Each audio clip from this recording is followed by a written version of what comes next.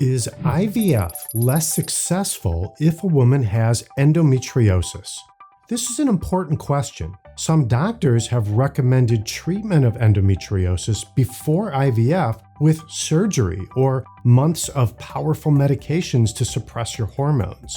I get many questions about this. Does this make sense? Might you get pregnant just as easily if you skip treatment for endometriosis and just go straight to IVF? An interesting new study sheds some light on these questions. Stay tuned.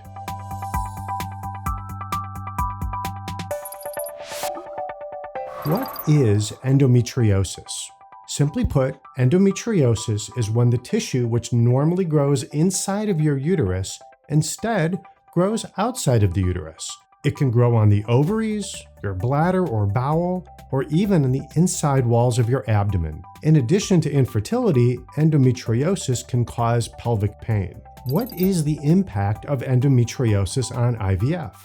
The first part of IVF involves the use of fertility medications to mature multiple eggs in the ovaries. Previous studies have demonstrated that when endometriosis forms cysts in the ovaries, it results in a lowering of the number of eggs, and this results in less eggs being matured in IVF. Less eggs means less embryos produced, and if there are less embryos available, the chance for pregnancy with IVF is lower. I talk about this in depth in this video. Check it out after you finish this one. What if you already have a healthy embryo for transfer? Does having endometriosis still make a difference? Some people believe that women with endometriosis also have problems in their uterine lining that could prevent embryos from implanting. In some cases, they recommend expensive tests to look for markers of endometriosis in a biopsy of the uterine lining. When these markers are present, they recommend surgery or prolonged hormone suppression. This study looked only at couples who had healthy embryos for transfer, which were frozen at the blastocyst stage and that were also tested to make sure they did not have any chromosome abnormalities. 3 groups with healthy embryos were compared. The women in the first group had proven endometriosis. The second group were couples who only had some sort of sperm problem. In other words, a problem with the male partner, not the female. The third group did not even have infertility. These were couples who were doing IVF in order to avoid passing on a genetic mutation.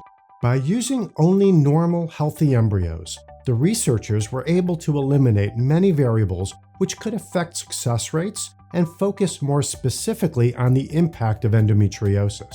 If endometriosis had some sort of negative effect on the uterine lining, then those couples would have a lower chance for pregnancy. What did the results show? The women in the 3 groups were very similar. They were about the same age. The number of eggs retrieved were similar, as was the fertilization rate, the percentage of embryos which reached the blastocyst stage, and the percentage of embryos which were healthy appearing under the microscope, and the percentage which had normal chromosome testing. All 3 groups had roughly the same chance for a positive HCG blood test. About 75 to 80% of the women in all 3 groups had a positive pregnancy test. They also had the same chance for getting to the point of seeing a pregnancy in the uterus on ultrasound, what fertility doctors call a clinical pregnancy. Most importantly, all 3 groups had the same chance for delivering a live-born baby. This means that women with endometriosis did not have a lower pregnancy rate and did not have a higher chance for miscarriage. Our Infertility TV bottom line is this: the best available data today does not indicate that IVF is less effective in women with endometriosis. At this time, I do not recommend spending money on tests which are designed to find endometriosis with an endometrial biopsy. I do not recommend doing surgery to treat endometriosis if the intention is to try to improve the chances for IVF success, and I do not recommend taking medications to suppress your hormones for several months before having an embryo transfer. Infertility TV is your most trusted source for accurate information on infertility and miscarriage. If you are not a subscriber yet, hit the subscribe button right now. A new episode is released every week. You can also check us out on our website at ivf1.com, where you can register to become a patient.